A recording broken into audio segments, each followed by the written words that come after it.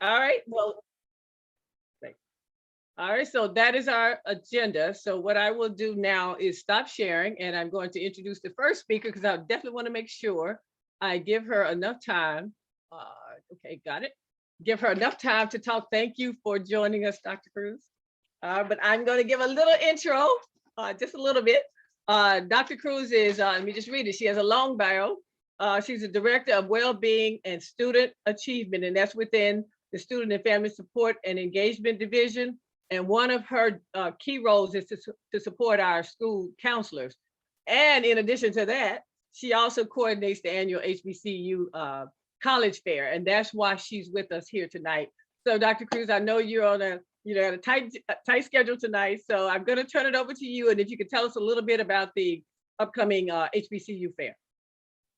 All right, great. Thank you so much. First of all, I just want to say I'm just so delighted to be here tonight, especially to talk about something that is very near and dear and passionate for me, and that is our HBCU Fair. This year, this is our 14th annual HBCU Fair, so we are so just excited and elated to be able to provide the fair even throughout the pandemic, and we've moved to making it a virtual event. So I'm going to put in the chat the link to our website, and then just share a couple of things that are new this year. In addition to it being virtual, there are a couple other things that we've done. So we, this year, for the first time ever, we decided that we were going to do an HBCU seminar series. And so just so you know, the HBCU Fair, when it started 14 years ago, it started off with maybe 200-300 students and families at the most that were there. You know, it was a very small fair. We started at, you know, a high school, and for several years, it continued at a high school. And the schools would rotate. So one year it might be at Blair, another year at Einstein, so on and so forth. And then we were able to move the event to the Universities of Shady Grove. And we were super excited about that because it gave students and families an opportunity to actually be on a campus and to see you know, how a campus actually functions as a 9th grader, right? Or as an 8th grader, because we even invite 8th graders to our event. And so USG hosted our event for about 3 years, and then the pandemic hit. And so last year we moved to virtual. And of course, you know, last year things were just so up and down. You know, our universities going to, there were questions from students, are the universities going to have in-person, you know, classes? Are they going to have, you know, virtual? Am I going to be able to stay at home and go to school virtually from somewhere else? Like, there were just all these questions. And so, of course, the fair, you know, we tried to address a lot of that with the HBCUs. But it was a little smaller than what we normally have in terms of attendance. In the prior to last year, our attendance was, we do on-the-spot admissions. I don't know if everyone's familiar, but we do on-the-spot admissions interviews for our 12th graders. And we typically have 300 to 350 students each year that get on-the-spot admissions and scholarship money. So we average about $3 to $4 million that we give out in scholarship money every year. And typically we have about 1,500 folks that just attend the general fair. So of course, with moving to virtual, it was a little bit smaller last year, but this year we decided to do some events leading up to the actual fair. So that's when we, what I was saying about the HBCU seminar series. So our seminar series actually started this past Saturday, and we had the United Negro College Fund. We partnered with UNCF, and they came and talked about their scholarship opportunities and just various scholarship opportunities. We had about 250 parents and students that registered. We had over 100 that actually attended, and we've had a few thousand hits already on our YouTube recording. So Clearly it was a hit and a need was there. And so we're hoping that we'll be able to do this annually. If you go to the website, you'll see, and if I can I share my screen? Yeah, I've given you host privileges. Right, thanks, Mark. Okay, so everyone should be able to see the screen. This is our MCPS HBCU Fair website. And when you scroll down, the HBCU seminar series is located, oops, right here. When you click on there, students and families can go here and register for any of the HBCU seminar events. So this was the Saturday event, and like I said, it was recorded and it's on YouTube. So even though you may have missed it on Saturday, you can go back and watch it at any given time, learn about scholarships. Folks registered here. Our HBCU seminar that's coming up this Saturday, we are partnering with the 107 that's going to basically just give an overview of HBCUs, talking with all of our students and families about what is an HBCU, what's the history of HBCUs. And then after that, she's going to talk for about 45 minutes. And then after that, she's going to actually do kind of like a quick meeting, individual meetings with any students and families that want to meet with her to talk about best fit HBCUs. So if you have a student that's interested in engineering, she's going to really talk with them about, here are the top HBCUs that specialize in engineering majors. So we're going to do that. And at that same time, simultaneously, we're going to have several HBCU alumni from the actual HBCU alumni chapters from Spelman, Alabama A&M, Delaware State, Norfolk State, who are going to be available to just talk with students about their universities and answer questions about HBCUs and so on and so forth. So that's happening this Saturday. And then Wednesday, February 16th, our Montgomery County Alliance of Black School Educators will do their homecoming edition. So last year, they provided the homecoming edition for the first time, and it was a big hit, and everybody loved it. And so we decided we would do that again this year. And this really involves staff members who are HBCU graduates from all over the county, will be there talking about their university. So we do kind of a roll call of all the HBCUs. It's a very exciting time, and all the staff members that graduated or have an affiliation with that particular university, they come on, we do our little thing and give students an opportunity to see that there are so many staff members in MCPS that are connected to HBCUs, who graduated from HBCUs, who have kids that attended HBCUs. And so that's a awesome time, and we'll have that, and you can register here for that event. And then we're going to also have a separate session for students that are student athletes that want to know about, NCAA requirements. And they're also going to, of course, learn about the HBCU conferences, MEAC, SEAC, all of those things, so that they get a feel of the requirements and what's it like to be an athlete at an HBCU. And then lastly is our main event. On February 18th, we'll have the actual HBCU Fair for students in grades 8 through 12. We will have virtual booths with admissions reps available to talk with students about the admissions requirements, majors, all of those sorts of things. And then we're also going to have workshops. So the workshops will range from workshops for 8th graders and their families, specifically talking about financing, college. What do you need to do starting in middle school to start preparing yourself for financing, college, scholarships, what that looks like, all of those things. And then also a variety of other workshops. One of the big workshops that is usually standing room only is our Pan-Hellenic Council panel discussion.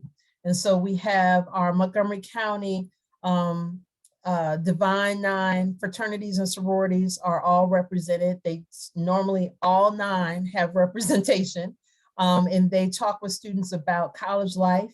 What's it like to, be a member of a fraternity or sorority, and just answer students' questions. And so that's really, I'll stop sharing. That's really the HBCU Fair and what it's all about. We are, just so that you know, we are looking for volunteers. So if anyone's interested in volunteering for the event, we have quite a few things that we'll need volunteers to do during that time for the fair. One last thing I forgot to mention, which is one of the most important things, is that we will do our on-the-spot admissions. Typically, we do it on the night of the actual HBCU Fair, but this year we're doing it throughout the week. So there will be a lot more opportunity for our students to interview, and it will take place during the day. So it's not just an evening thing, but all throughout the day, our college and career information coordinators will be doing those interviews with the various universities all week long. So I will conclude my portion of the presentation and just check to see if there are any questions. I had one. So for the interviews, how would a student sign up for an interview? Is that on the website?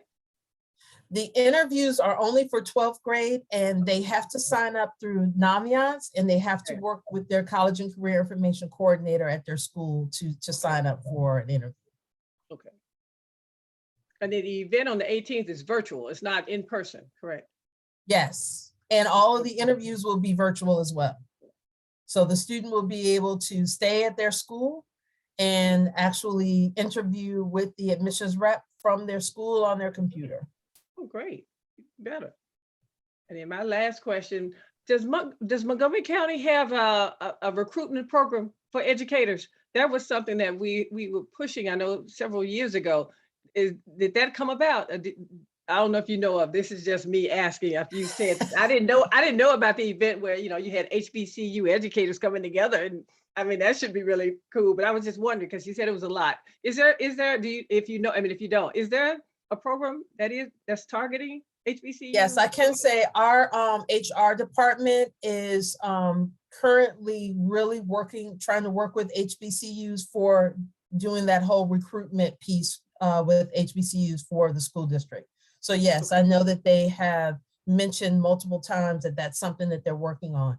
Also, when we were at the universities at Shady Grove in 2019, which was our last HBCU Fair, we actually invited our HR recruiters to our fair, and we gave them an opportunity also to talk with the admissions reps. So I know that there's an active, interest in really working with the HBCUs. Yeah, great, thank you. Those were my questions. I hope Jackson State was represented. Oh, yes.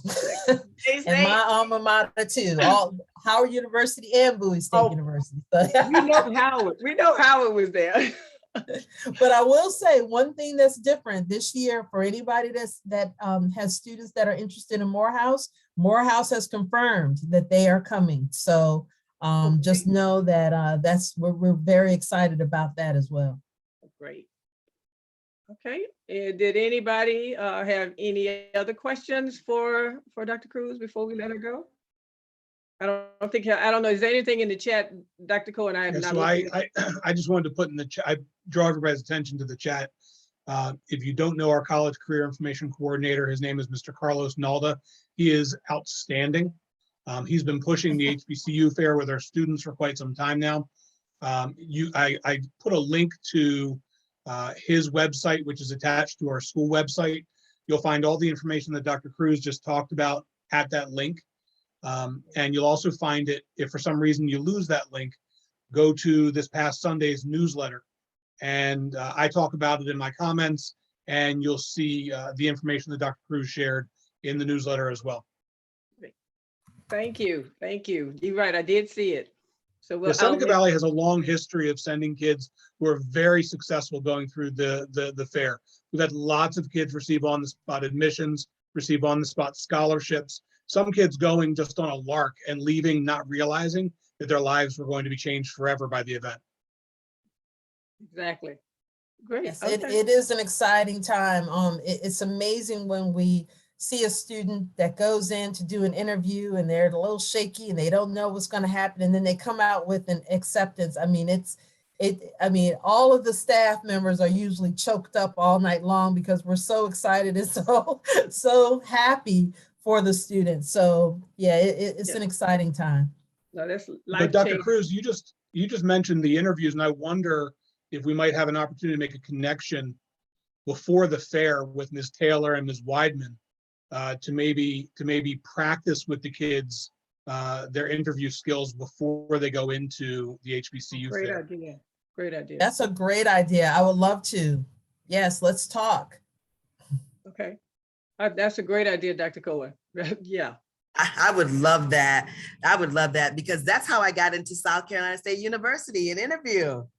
On the spot, baby. Look, you're bragging. Is that an action? Look, is that an action item for you, Dr. Cohen, to follow up with Dr. Cruz, or you want me to give that to Ms. Weidman? You'll take it. Okay. I'll take care of it. Karen, I'll be in touch. All right, thank you. Okay, great. Thank you so much once again. We really appreciate you. This was very helpful, and I'll make sure, I send it out as part of the minutes from this meeting, but like Dr. Cohen said, he has definitely been pushing, the fair, and we'll continue to do that. And I really think that interview suggestion is going to be great for our students. Can I ask a question? Sure. So my question would be, my son is a freshman, and obviously he's not going to be going to an interview yet, but could he or could they extend the interview process for some of the younger students? So that's a great question. And we have asked that question of the colleges and universities. They typically will say they do not want to interview students that are younger than 12th grade. But that's something that we definitely can keep pushing. But that's comes from the colleges and universities and not us. Because trust me, I would love for them to interview our younger students. No, and I wasn't talking about that. I don't want him to interview for college yet. I'm talking about, you guys mentioned helping them to get ready for the interview. Oh, yes.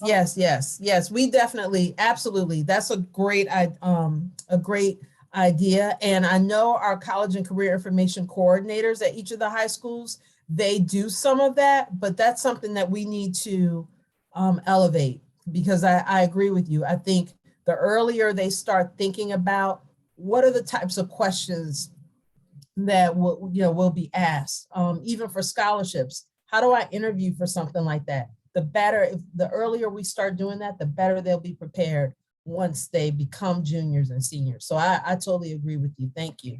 We're very interested. Thank you. And I think she was saying, Dr. Cohen, however you coordinate that with Ms. Taylor and Ms. Wyman, maybe include freshmen or, the freshmen, sophomore, juniors as well, just to go through the process. Not necessarily. I'm reaching out to Karen right now. We're going to make it happen. Okay, great. Thank you. Great. Thank you again, Dr. Cruz. We appreciate it.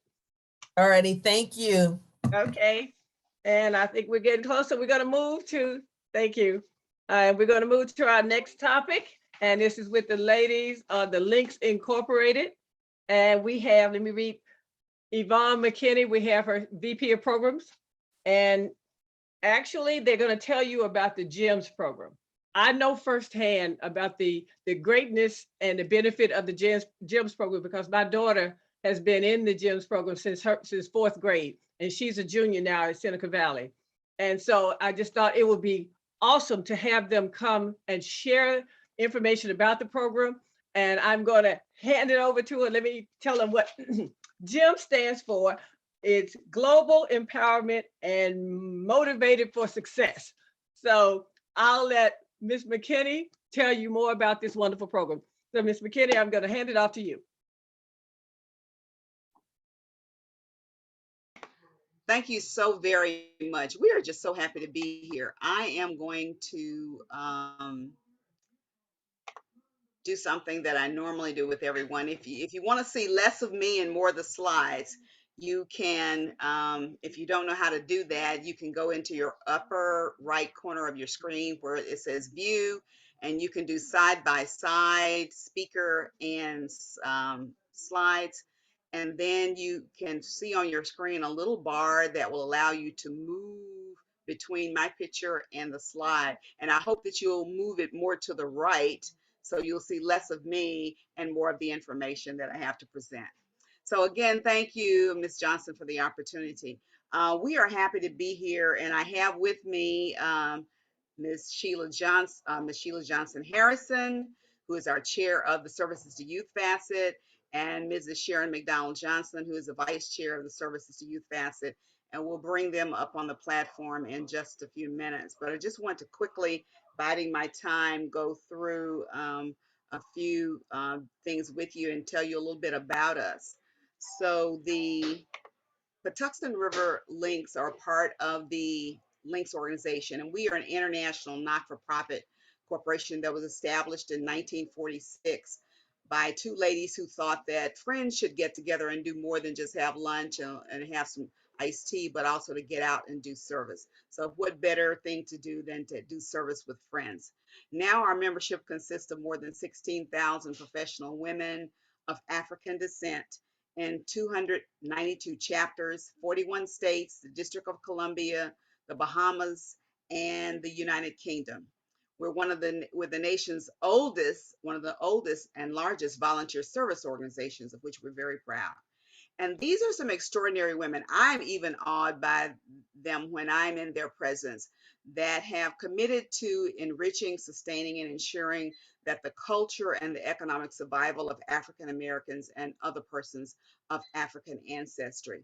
Now, I don't want you to get bothered by the fact that we talk about African Americans and African ancestry, because I will tell you that Ms. Johnson and Lex Morgan, and I see Ms. Brown is on the platform, and they will tell you that we accept girls who need to be in our program.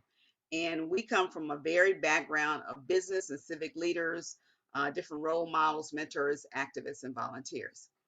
Now, the Patuxent River chapter, we were chartered in June of 2014. 58 women from various professions, doctors, lawyers, engineers, social workers, entrepreneurs, business leaders, government officials, so many different backgrounds. And we serve in the upper Montgomery County area. I want to emphasize that. We have other linked chapters in Montgomery County, but we serve the upper Montgomery County area. And we're committed to providing transformational programs that are address areas. And we've chosen 5 different areas that we are working with in Upper Montgomery County that have been lifted by your agencies, other surveys, and other ways that we find out where the needs are. Homelessness, health disparities, especially in African Americans, financial and food insecurity. And we see a lot of that right now during the pandemic. Social injustice, voting rights, and believe it or not, Montgomery County has a high level of human trafficking, and it's on the rise. And also educational access and challenges. Our cultivating girls into gems. It is cultivating them into being global minded, empowered, and motivated for success. That's our GEMS program. Our next program that is a signature program for our chapter is the Leads for Life programs, lifestyle education, awareness, and discovery platforms. And under that, we push most of the things that we do that are around the social justice, the financial acumen, and the other programs. And we also have a scholarship program. And so we get invited to participate with Dr. Cruz sometimes, just so that we can talk to people about our scholarships. And we'll share a little bit more about that in a few minutes. So cultivating girls into gems. What does that stand for? Well, I've already shared that with you. And that is that it is global minded, empowered, motivated for success. And we serve girls in grades 5 through 12. And we say that we work with underserved girls. And what do we mean by that? I know a lot of people get put off by that word, but please don't. It means we're looking for girls that we can give opportunities to that might not otherwise have these opportunities. There's no one else serving those interests, such as making sure they know about non-traditional careers for women. These girls are recommended by principal, counselors, and other GYM's parents, and they need to be attending a participating school in Upper Montgomery County. And you can only, I know we're talking to high school parents right now, but you can only enter the program in the 5th through the 10th grades. Now, Layla, Miss Johnson's daughter, came in the 4th grade, and that was our first year. But since then, we have changed it to 5th graders. We need a little bit more maturity. And believe it or not, those of you who are in the educational arena and even parents know that there can be quite a bit of difference between a 4th grader and a 5th grader. And this is at no cost to the participants, the GYMs, which we call our mentees. So our core focus is around empowered, healthy, global-minded, and self-aware girls. We right now are strictly on a virtual platform, and we have workshops and guided experiences during October and April. And this would be the same even if we were meeting face to face. So some of this, just keep that in mind. We generally spend about an hour and a half on Saturdays, unless we are doing an outing or something very special. We've taken the girls to the Kennedy Center. We've taken them to the Capitol so they can participate in the legislative process. We've taken them to museums. And so those kinds of experiences take a little bit longer, and we ask parents to support us for most of the day on that. And we typically meet twice a month. Right now, we're on the 2nd and 4th Saturdays. We ask that the GYMs attend at least 8 sessions for a year's completion of the program. So you get a certificate saying that you participated, but if you really want to say that you completed the program, then you need to do 8 sessions. And a lot of people say that's a lot. But when you think about, we go for about 7 months, and there are about 13 sessions that count toward that. So they literally need to attend 2/3 of the sessions. These sessions are around different initiatives and that we have in our enhanced national programming. And we have also added, a year ago, we added an aviation aeronautics piece. We have STEM Ready, the NSBE Junior for engineers, and we have an international careers via our LIFES program, which is the Links International Foreign Affairs and Business Empowerment for Youth.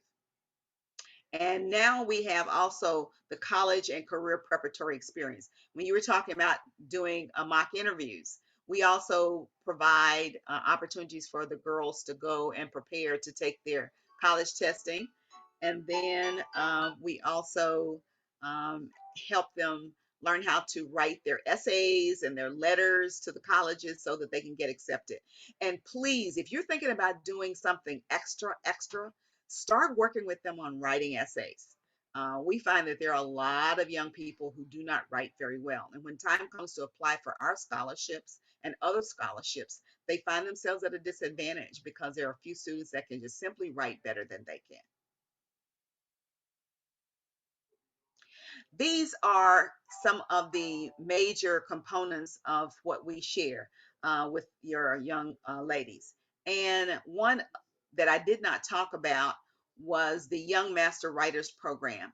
And we actually had an Eastern Region first place award winner come from our chapter. And we have been mentoring her in this for about 3 years. And they learn how to write short stories, the importance, how to put structure to it. They work with professional authors to do these types of things. They come in and they donate their times and services to us, and we give them a little stipend. We invite people like Lex Morgan to come and talk to them about positivity and being self-motivated and all the wonderful things that she also shares with them. So it's good to see you, Miss Morgan. this is what a typical schedule looks like. I don't want you to, be overwhelmed by it, but you need to know it lays it out very clearly. So when your daughters need to decide between what they have to attend and what they can and can't attend sometimes, and we know our young people have schedules that are sometimes more overwhelming than even ours. Um, we see that they look at some of these and they say, well, I really don't want to miss that one. I really want to attend this. And so we give this to them at the kickoff, which we usually have in October. Our program doesn't begin until actually October. We do recruiting from now actually until September. And we usually have everybody in place by August. And so this is just typically what a program schedule looks like. And the last page in the schedule, and I wanted to share this with you, is because it actually even tells them what dates and times the crash course to college and the SAT, ACT preps are given. And that is done in partnership with the George B. Thomas Saturday School Learning Academy. And so that is a little bit about our program. Here are some sessions that we, just a few of the sessions that we offer. And I want to just bring Sheila Harrison and Sharon McDonald Johnson, if I can find them. There they are. And can you see all of them, or you just see me? Hopefully you can see all of them. Okay, so there are some really hot topics on here. So I'm just going to ask them to just choose a couple and talk about the importance of them, what they're all about, and how our GEMS respond. And we call the girls that are in our program GEMS. They're in the GEMS program, but they are our GEMS because they're precious to you and to us. So if I could just ask Ms. Harrison to just start and share a couple that she thinks are important to talk about. Okay, and I will be quick because, hello everyone, and thank you for inviting us. I will be quick because I know you may have some questions and we want to leave some time for that. But I will start with that stimulating careers, only because that was our most recent workshop we did last Saturday. And we selected 10 careers in STEM that are STEM related, engineering, and we sort of talked about them. We gave the girls an opportunity to ask questions about them. And then we took it a step further where we would allow them to create a robot. So they had requested robotics. We listened to them, we give them surveys. They said they would love to learn about robotics. So we actually broke out into a session where they built a robot. So I'm just thinking about how interactive and engaging our workshops are. They're all about what the girls want. They're all about their participation, and not just us feeding them information. I'll speak on one more type of workshop we done, and then I'll let Mrs. Johnson speak on one. So another one we will be doing, especially for our high school girls, is branding your image. And when we had this workshop towards the end of last year, school year, we had a panelist of a high school student and 2 college students. And they talked to the girls about how important it is that they brand themselves as far as their image, their character, how they carry themselves, how they're perceived, especially our young girls, by young men, and how important it is, especially in making your parents and your family proud of your name and how you represent it. So those 2 stand out for me as far as some of the workshops we have provided. I don't want to tell them all. I'll let Mrs. Johnson speak on one if she's still on. Well, thank you, Ms. Johnson. Harrison, would have to say kind of what we kicked off the year with, and we did this last year too. It was our session on self-confidence for the girls. We had spoke with the girls in regards to, you know, what are the characteristics, and it's similar to the branding, but what are the characteristics for maintaining self-confidence and true character for yourself, and what are some goal settings that you can do throughout the year, you know, for you as you try and build your own self-esteem. So it was self-esteem building, it was confidence building, and Lex Morgan, who was on the call, she was one of our speakers last year in helping the girls with their goal setting, and that went off very well as they took books to kind of journal that throughout the year and try and continue to build and understand self-esteem building. So. And if I could just I say think- one last thing, Ms. McKinney, and then I'll give it back to you. We really tried to think about what our girls are going through in the moment. And you'll see that we even had a workshop on coping with the pandemic. It has been a struggle for our girls, for the changes, the new norms, how do you deal with being on Zoom all the time? So that's just one example of how we think about what's happening in their lives and what can we do to support them and deal with it.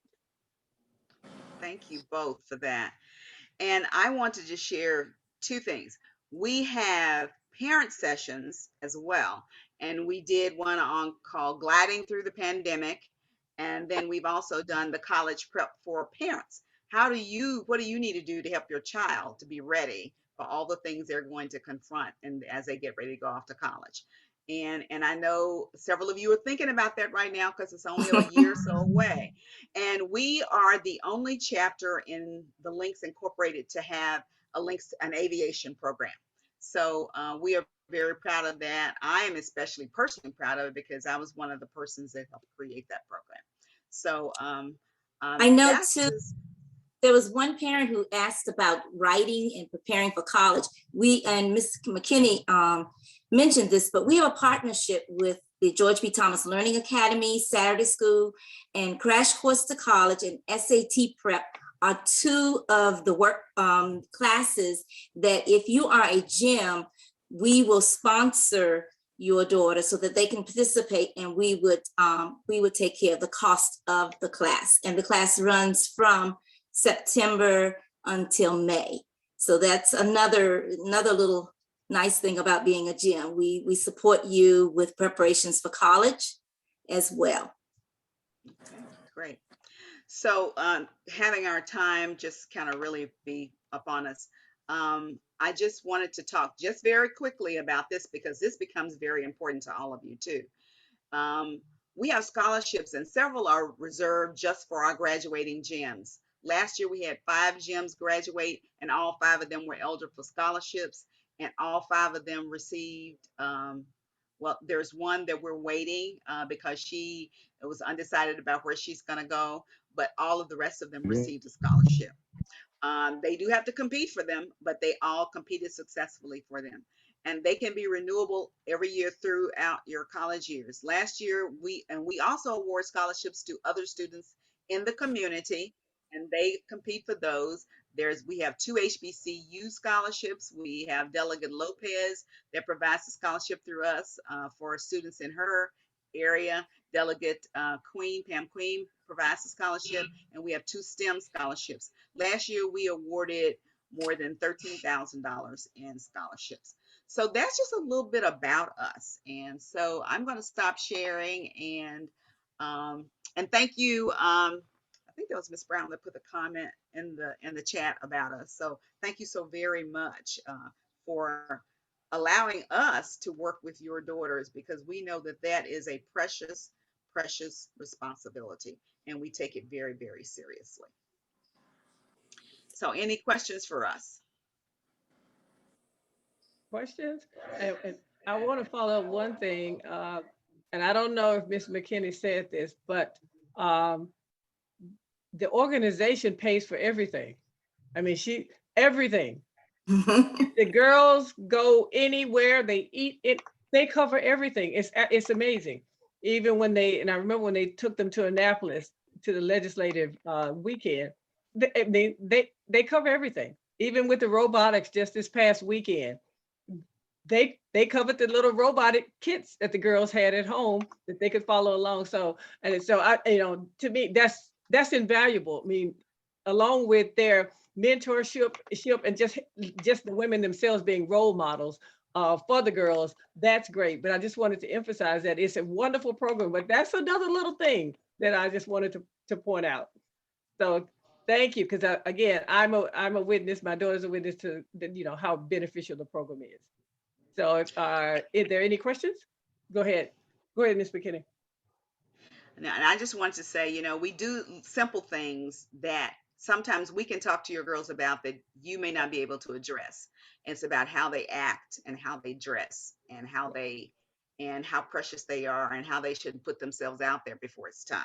It's little things, and we role model that for them too. So we just want you to know that it's important to us that our children know appropriate behaviors and have great opportunities. And so, is there a chapter for girls with disabilities? No, there is not, but it depends. We don't look at it that way. It depends upon what the circumstances are, whether they can mainstream into our program or not. But we only have the one program, and we're the only chapter in this area that has this kind of program. And I don't know of any other chapters that do. We will give you, I will put in the chat the email contact. So if you want to know more about the program, you can certainly get that information from us and send all your questions there if you have any questions that you want to follow up with us on. And remember, they can enter the program through grade 10, but we do not take 11th and 12th graders. We really, they stay in the program until they graduate.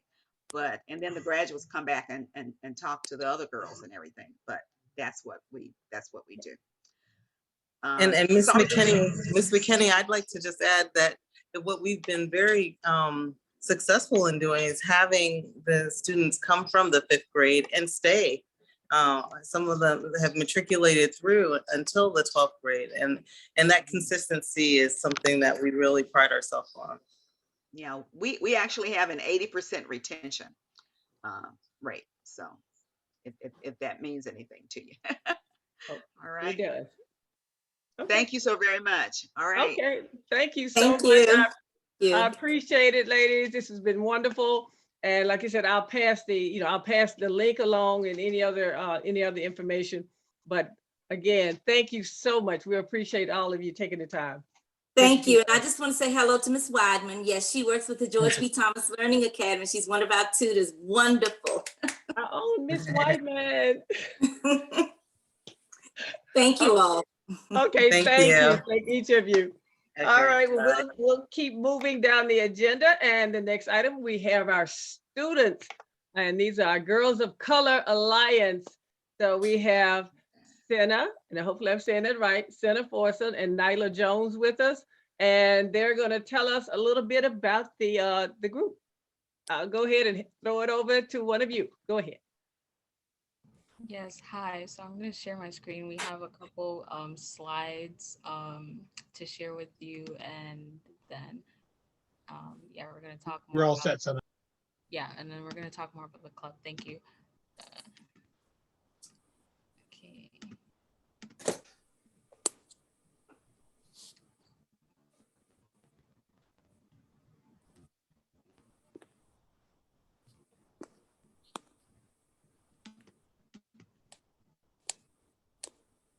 Okay.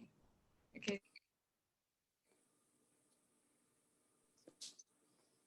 All right, great. We can see it.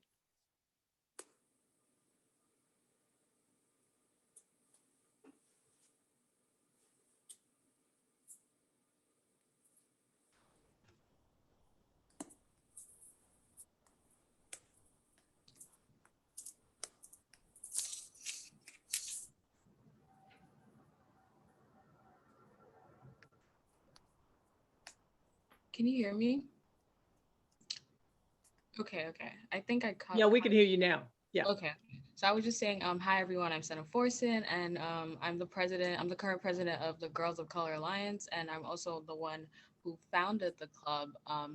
And I'm a junior at Seneca Valley High School. So I'm gonna, if Nyla wants to introduce herself as well. Hi, my name is Nyla, and I'm the vice president of the Girls Color Alliance, and I'm a senior at Seneca Valley High School. Yeah, so just a little bit about our club. So the Girls of Color Alliance is focused on creating connection, visibility, and community between girls of color at Seneca Valley High School. And we do this through like a lot of things like discussion, awareness raising, and also highlighting women of color like within our members. I think Nyla has some more to say about our purpose. So the goal of this club was basically to form a community of girls, like Senna said, because we saw like a lack of that in our school. We saw a lot of diverse people, and we didn't see a lot of them coming together. So we wanted there to be like a safe space and a safe opportunity for students like us to come together and just talk about things that people don't really talk about that happen to women of color. Yeah, exactly. Next slide is, okay, so our sponsor is here today, Miss Taylor. So without her, we wouldn't be able to have this club. And then these are all of our club leaders who were appointed to their positions, and they're helping us manage and lead the club. And yeah, so after the end of this academic year, then we're going to elect new club leaders, and we're hoping that the club will continue to go on even after like Nyla graduates and even after I graduate. So yes. Okay. And then, so some of the meetings that we do weekly, so like bi-weekly, we have discussion. So we discuss a topic that is centered around women, girls, and people of color. And we also have awareness raising days where we create posters, and we sometimes put slides on the announcements, like on the TVs around the school, to raise awareness on a certain topic that our members are like interested in raising awareness on. And we also like the most popular thing that we do is we do like highlighting women of color weeks, and members in the club will create a presentation on a specific woman of color that they want to bring attention to, and then they'll present it to the whole club. And then we have the fundraisers and drives where we organize fundraisers for the club, and we try to donate causes that support the women of color and other undeserved groups. We also do group volunteering. We volunteer together to give back to the community. One example of, I guess we can consider a group volunteer, is that we decided to sponsor a child for the holidays, and we raised a lot of money to give her some clothes, and we got her a book, and we got her a little stuffed animal for the holidays. so with that, we really try to give back to the community with this club, and hopefully like provide SSL hours opportunities for the members in the club. So like not only are you like doing something in the club, you're also getting something back. And here are some events that we've done or are planning on doing. As I think now they talked about drives, so we're currently planning on organizing a donation drive for Montgomery Avenue Women's Center. So we're hoping to get the whole school involved and have everybody donate items that they need, so we can send it to the Women's Center. We have an annual picnic that I have a picture on the next slide that we had in 2021, and we're hoping to have one this year too. And we're hoping to do these things like group volunteering, and hopefully like recognize some of our members' art and like anything that they'd like to share. And I think now we can talk more about the juke joint that we had. We collaborated with MSB on. Yeah, so we collaborated with MSP for the first time, which was really exciting. It was great to work with Ms. Weidman. But basically what we did was we had the juke joint, which gave students an opportunity to share something about their culture or anything personal to them and share it with the rest of the students that came to the juke joint. We had pizza there, that was fun. And we recorded some of our stuff and posted it on our Instagram page. So everybody could look at it if they didn't have an opportunity to come to the juke joint.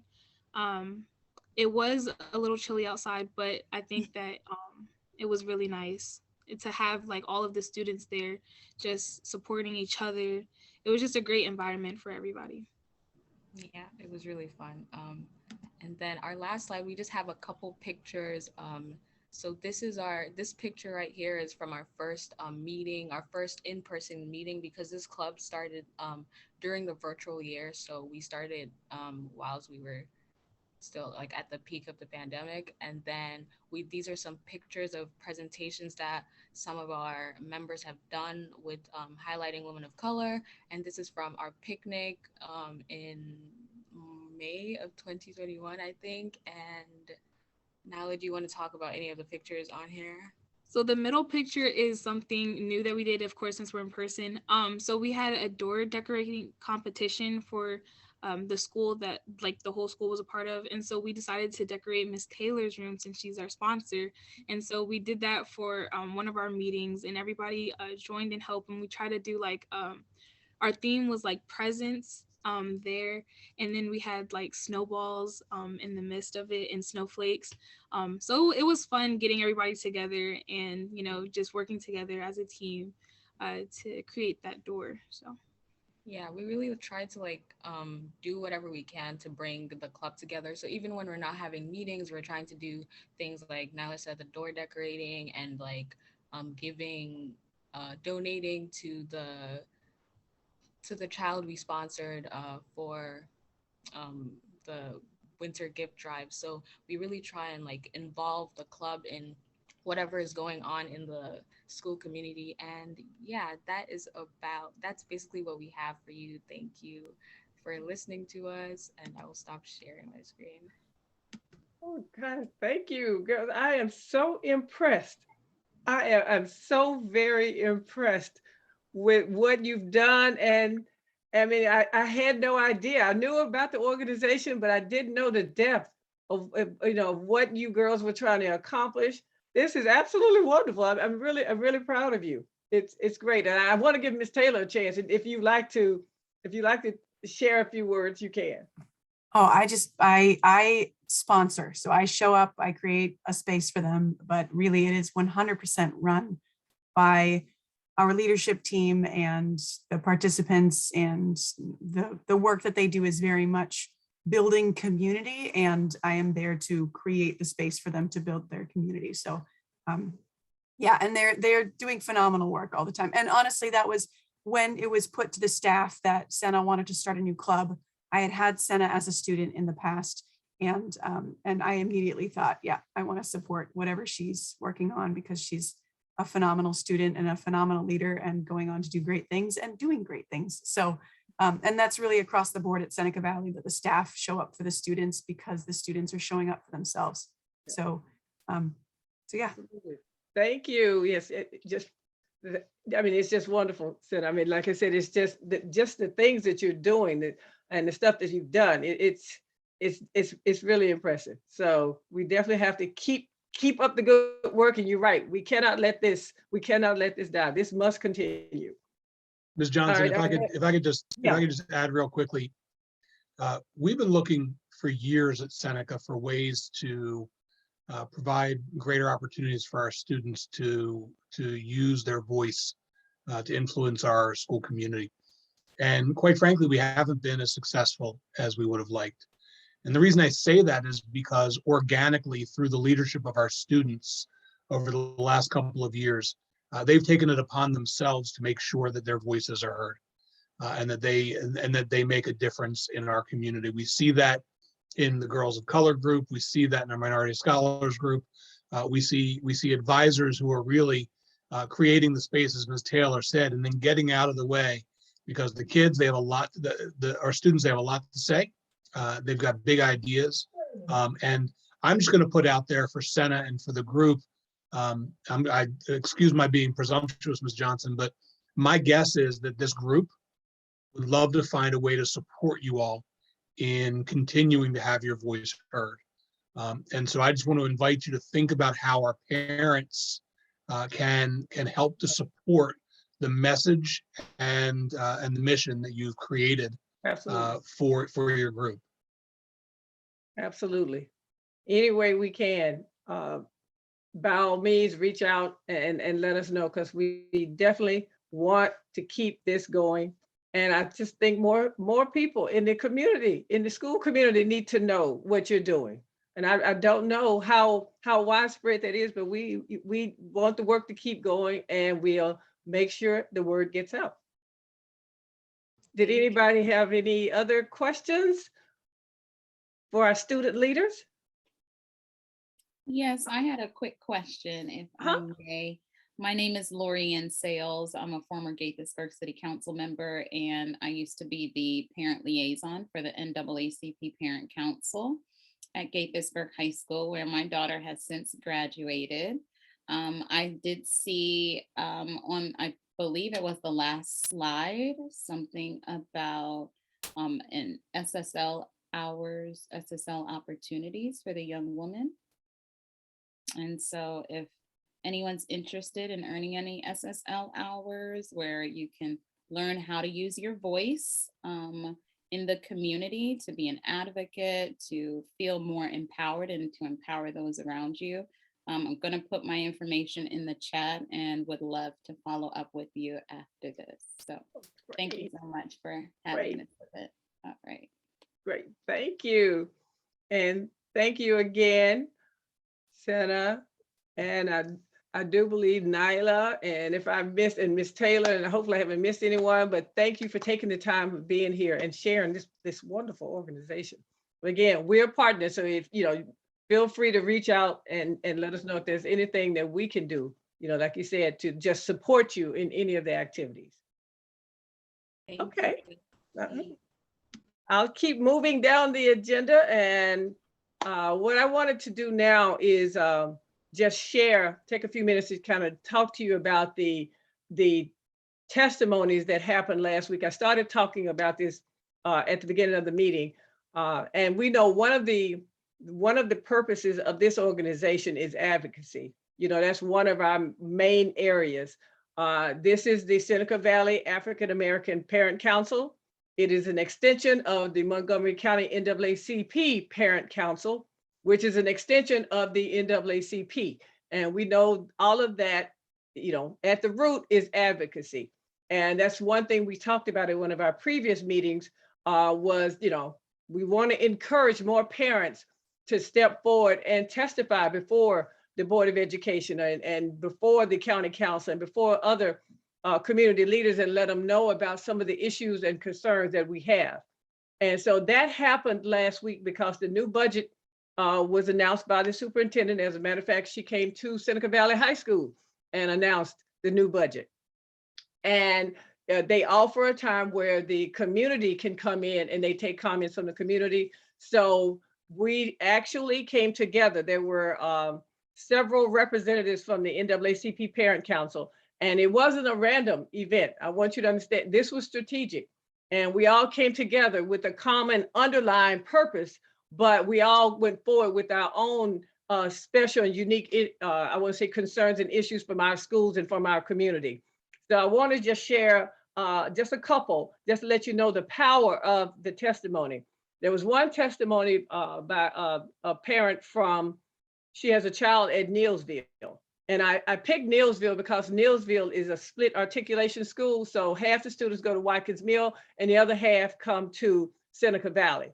And she had a pretty powerful testimony, and I want to play it, and then I'll play back what was said by the president of the board.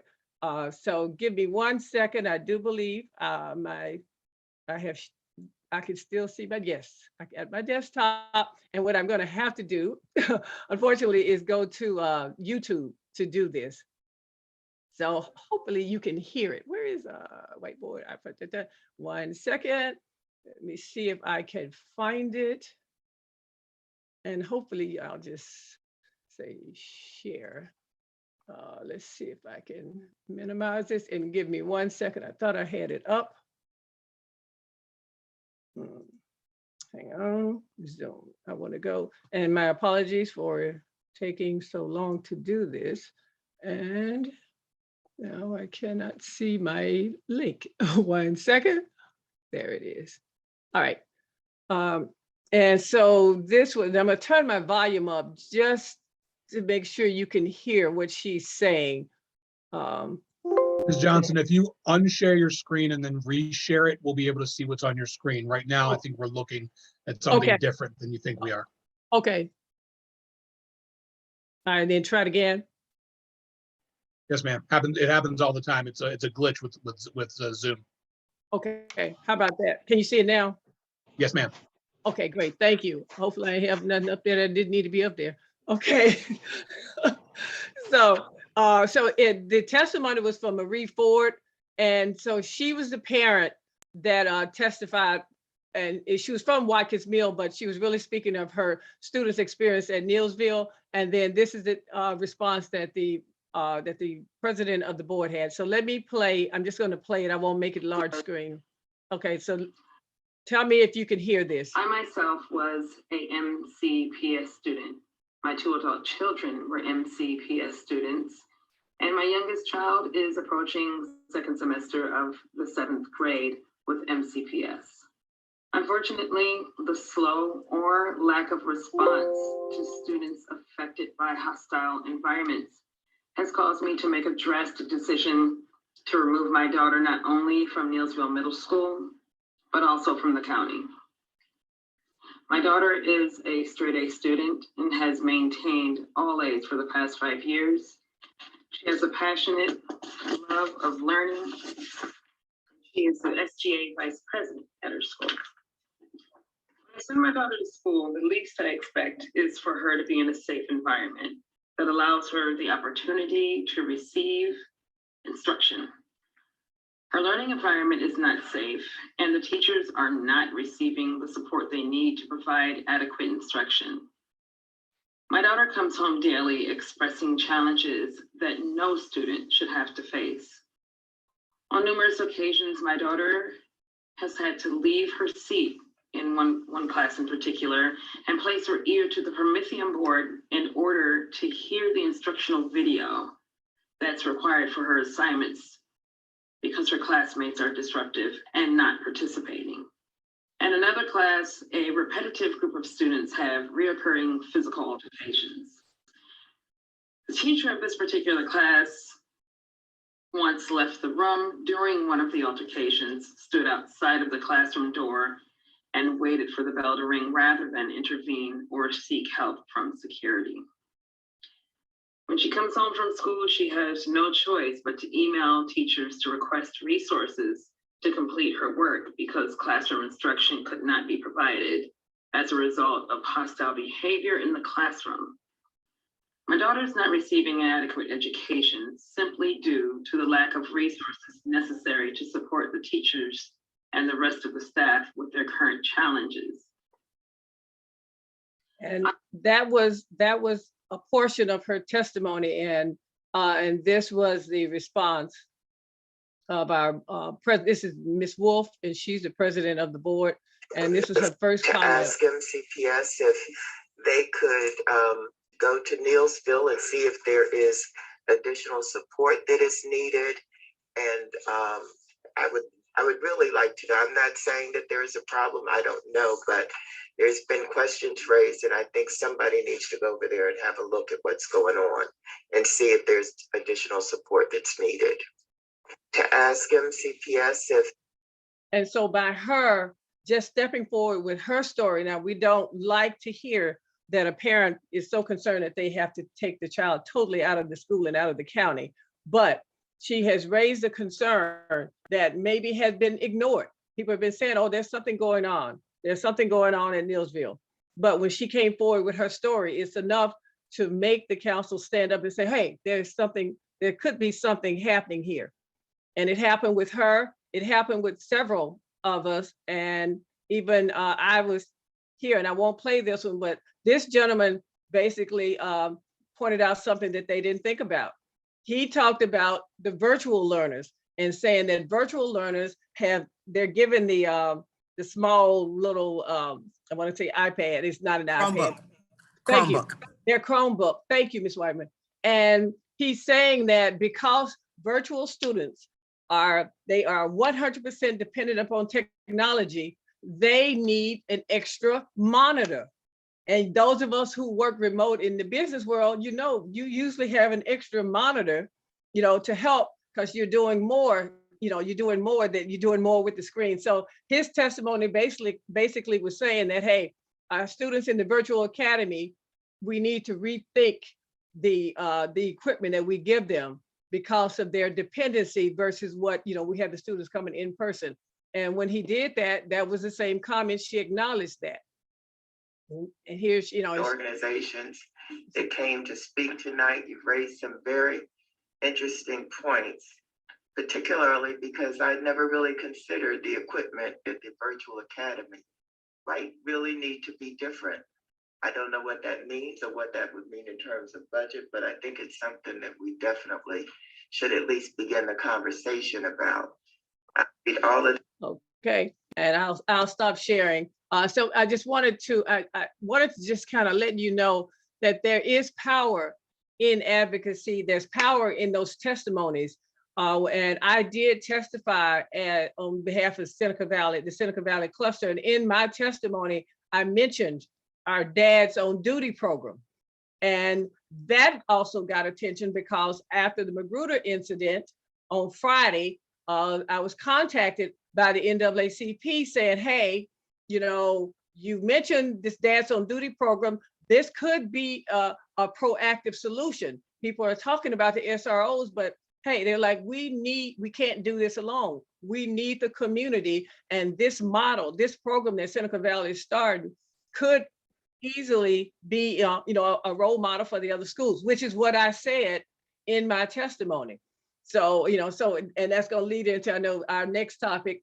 But I'm just saying the fact that I said it, people didn't realize that we were doing it, even though it was on the news, but a lot of people didn't realize it. It's just because I just mentioned it in the testimony and it got folks' attention. So I just want everybody to give it some thought. And we want you to be encouraged.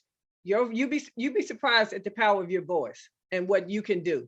So I want everybody to consider that. And there are instructions if you decide to testify, and the NAACP will help you with your testimony.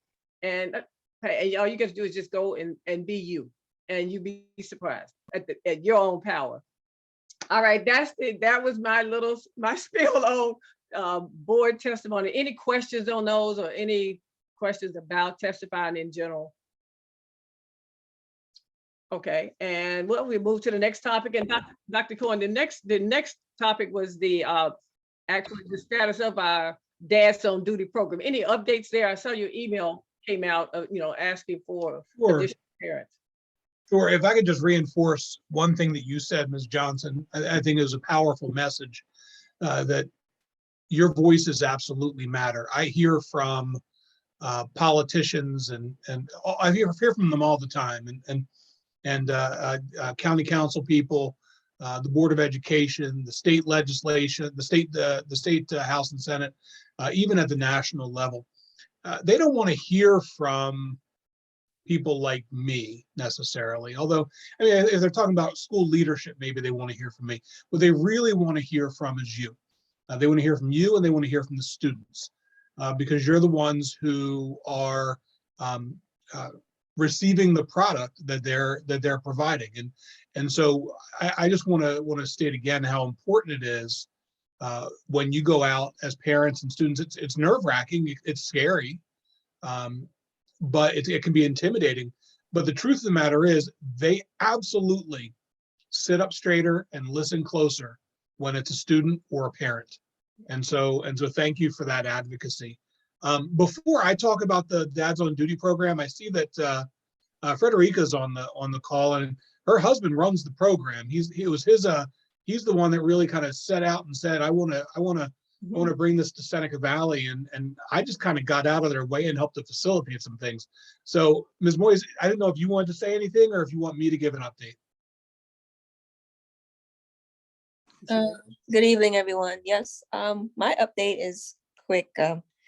He's happy to be back in the building because I think because of our virtual learning and because of the inclement weather, they weren't able to be in the school for a while. So this week is actually their first week back. And he updated me that 2 new dads joined. And basically they just need to have more dads, and then they can try to decide what other ideas or how they can help Seneca Valley and the community. And also he wanted to thank you and the boosters for the t-shirts. I saw their dads on duty t-shirts. It was great. And so right now they're just basically doing lunch time, but I know he has to work with you as far as what should they do next as a group. So that was just the update. He's very excited to be back. Okay, great. Thank you for that. We love when they come in, and honestly, it's I've had a lot of people ask me about the program, and I think they make it a little bit more complicated than it needs to be. I think what makes it so powerful is these are parents in our community come in and they love on our kids. They're present. And you all know that presence is everything. They engage with the kids, they chat them up, and they get to know them a little bit. And the kids are starting to want to get to know the dads too. And that's really, it's sort of a long game, right? We want those relationships to be built so that when the students need somebody to turn to, they have a dad to turn to. And that doesn't suggest they don't have a dad at home. It just means that in the building, I think kids are far more likely to respond to these men than perhaps some of our other folks in the building. And so I'm incredibly grateful to Mr. Moise and to our dads who have been with us since the beginning. We have gotten a lot of attention. We've had stories run on NBC4, on Fox 5. We've been featured in a number of online news periodicals.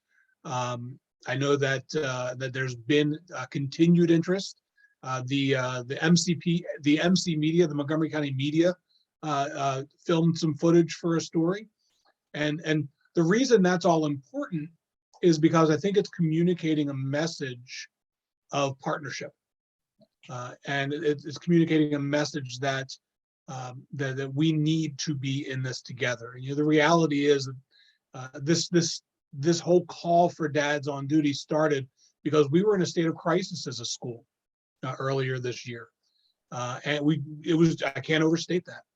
And while we may not be currently in the same state of crisis, this doesn't mean that our students aren't continuing to contend with significant challenges related to COVID and just related to life's traumas. And so I'm looking forward to seeing the program grow over the years.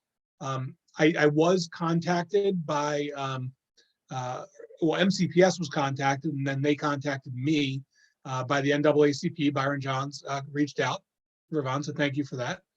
We'll be having a conversation about the role that dads can play in each of our schools.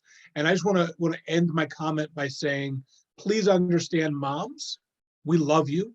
We want you in our buildings too. We appreciate the influence and the impact that you have on the lives of our kids greatly. We also know that so often our dads don't come in the building because they don't feel welcomed. Yep. And we also know, while not all of our dads on duty are African-American, we know especially our African-American dads don't always come in the building because there are times where they feel unwelcome as well. And so a hidden benefit of this is we are putting our money where our mouth is and saying, dads, please, you are all welcome. Please come and join us and be a part of our work, and let us join you and be a part of your work. Thank you all for that. The boosters did provide our first round of dads with Seneca Valley t-shirts. We had a private donor pay for the lettering, the stenciling, for the backs of the shirts that say "Dad's on duty." We appreciate that. We are going to be looking for funding. I think that donor paid about $100 to have those shirts labeled. We will be looking for other generous donors in the community and business donors to support the continuation of that, because I think we view that as a bit of a uniform, right? We want the dads to be recognizable by the kids. Yep. And so thank you all very much. Okay. And and I think Byron will also, he's planning to speak with Craig Rice and Rebecca, about the program as well. So hopefully you'll hear from their offices as well. Okay, anybody got questions on the dads on duty? Okay, the last item really was just opening it up to whoever's left. Is there an issue or concern or question that you wanted to raise? We have Dr. Cohen here. Anybody have any questions or anything, any topic you wanted to discuss? Okay, all righty. Well, I will, go ahead, Dr. Cohen. I had one, I'm sorry. Okay. So I just wanted to share two things with you all as a group. First, I do want to let you know that I was at the State Board of Education earlier this week, testifying on behalf of school leaders, on behalf of schools, on behalf of kids, because I am of the belief that I'm just going to word it bluntly, right? Because we're family now. We've been together for a number of months. I'm tired of hearing the words. I need to see an increase in mental health support for our kids. I need to see an increase in social worker and therapist access for our kids. I need to see a true dedication to trauma-informed practices in our school. We may not be in a state of crisis as a school, but I'm tired of hearing words across the state. I want to see the state put up real interventions with real experts at what they do. And so I just wanted to share with you all that that's something that I've been doing on my end, representing Maryland principals across the country. Across the state. I'm involved in the Maryland Principals Association, and they've asked me to take a role in that advocacy work. So I wanted to share that with you. The other thing I wanted to share with you is you may have seen today on our campus, Officer Russ Larson. Officer Larson was back in the building today. It's the first time, he's been on campus on and off, but it's the first time he has spent the day at the school. The superintendent of schools met with members of the Board of Education, members of the county council, and members of the local police department. And they made a commitment, at least for the next week and a half, to have an increased presence of law enforcement at all high schools in the county, to send a message to our students that we are in this together to keep them safe. You all likely know by now that there's been a significant uptick across Montgomery County in youth violence. It's not, we had our share of issues in September and October, but we've seen a significant increase in across the county at this point, from Clarksburg to Bethesda Chevy Chase, and so the superintendent has rallied the troops, and Officer Larson will be on campus for the next week. He's not patrolling the halls. This is not the SRO program. He is there as anybody who knows Officer Larson. He's there to love on the kids too. He actually carries a sign that says "You are loved," and he's there to be a resource and a support. And I don't know what's going to happen after next week. I just wanted to make sure that I addressed that with you, in large part because one of the reasons the SRO program was discontinued was because of the overrepresentation of African-American students, primarily African-American males, but not only, who were being arrested and who were being charged with criminal activity in our broader Montgomery County community. And so I wanted to make sure that I was fully transparent about his presence and why Dr. McKnight, as our superintendent, requested police presence at all schools this week. Yeah, and yeah, as a matter of fact, Officer Lawson had his "You Are Loved" sign over in Magruder, and that video, yeah, it's got over 20,000 views and Yeah, counting. he's gone viral. He's famous. Yeah, But the yeah. truth is, he's been carrying signs like that for the last 10 years at Seneca Valley. See, wow, wonderful. All right, any other comments? Yes. Okay. Ms. Johnson, I'd like to tell everyone, all the parents, that today we met MSP for our meeting. We're talking about getting some great leaders.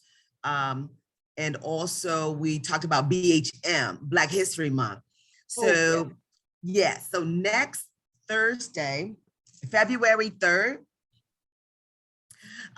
the kids will meet in my room who have ideas and want to share them. We're going to begin to make posters. And so I'm just letting the parents know, have your kids come to room 4113.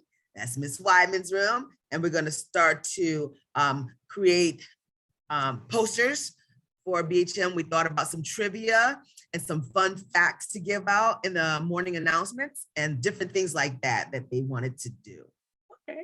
Oh, it'd be great. And Miss Wyman, we'll connect after this, and because I was trying to come up with ideas, and through the PTA, the African American Parent Council has funds, that we could direct towards Black History Month. But we're not going to get a chance to do anything. I figured this year, but maybe we can somehow indirectly, support what MSP is doing. And so I'll talk to you afterwards, and let's see if we can. That would be great. I would love that. I would love that, Ms. Johnson. Thank you. Okay. All right. Oh yes, and we thank you, Dr. Cohen. We will give space, put it on the TV digital billboards in all of the departments and the electronic marquee. Yes, thank you, Dr. Cohen. Yes. Yes, that'd be great, because that's what I was thinking. But it looked like time was slipping away. But I will check in with you, and then maybe we can come up, like I said, we can come up with some ideas. That'd be great to acknowledge Black History Month somehow. Okay. Thank you, Ms. Whiteman, as usual. Okay. I just had a quick comment. And, go ahead. Mr. Cohen, if you are able to share some of the points that you made, I don't know if there's meeting minutes that will capture some of the points you made about what are the needs for our students regarding mental health. That would be helpful. And I just put a link, thank you, in the chat. There is a Black History Month candidate forum starting on February 3rd, which is next Thursday. It's hosted by the Black Ministers Conference, Alpha Phi Alpha Fraternity Incorporated, Alpha Kappa Alpha Sorority Incorporated, and Delta Sigma Theta Sorority Incorporated. So I can send over a flyer if there's a specific email, so I can share. Oh, that would be great. If you can email, let me put my email in the chat, and then I'll include it with the minutes from this discussion, and then we'll also post it as well. All right, thank you. So that would be great. Let me put it in the chat now. And I'll post it on the MSP Google Classroom too. Thank you. Awesome. You're welcome. And they're all virtual. Oh, that'll be great. And Dr. Cohen, can you summarize your points, because I didn't, and I just put it's RevonJohn@gmail. I just put it in the chat. So if you can, I'll send you something, Revon. Okay, that'll be great. All righty, and I want to make sure I get a copy of the chat, Dr. Cohen, before we disconnect, because we got a couple of links in there that I would like to make sure I capture. Okay, all right. If we don't have any more comments or questions, I will let everyone go, and thank you once again for taking the time and being with us here tonight. I think we had some good conversations, and we got some follow-up. And just remember, you too can be an advocate. All right, thank you, everyone. And go have dinner. All right, and I'll talk to you, Ms. Whiteman. I'll email you. Okay. All right, how do I get a copy of I want to get the chat. I'm going to send you a copy of the chat. Okay. All right. That'll be it. That'll be great. Okay, Okay. and thank you once again, Dr. Gordon. It's great. You know, let me, Ms. Johnson, you're amazing. And these meetings get better and better each month. And honestly, I look forward to them. And I'm grateful for the information, and the speakers have been amazing. And so please, please, and thank you. Okay, good. Thank you. I'm like I said, I'm glad you recorded it, because you're right. There are some people who normally would have been here. Yeah. So that's good to at least say we do have a recording. It'll take me until tomorrow to be able to get you the recording, because there's a little bit of a lag time.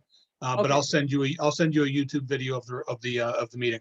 Okay, great. And look, Okay. when I had the alternate screen, I didn't have what did I have up? I was like, oh my God. You had no. You just had the agenda. Okay, great. That's it. I was like, oh my God, did I have something? Because you were like, you're not showing what you think you're showing. No, it was just the agenda for the meeting. Okay, great. Okay, well, thank you again, and thank you for, like I said, for the link and for staying with us the whole time. No, I'm here every time. It's my pleasure. Okay, great. Well, I'll let Thank you you. go, because I know you've had a long day. All right, thank you again, and send me the points, from your discussion. Okay, all right, thank you.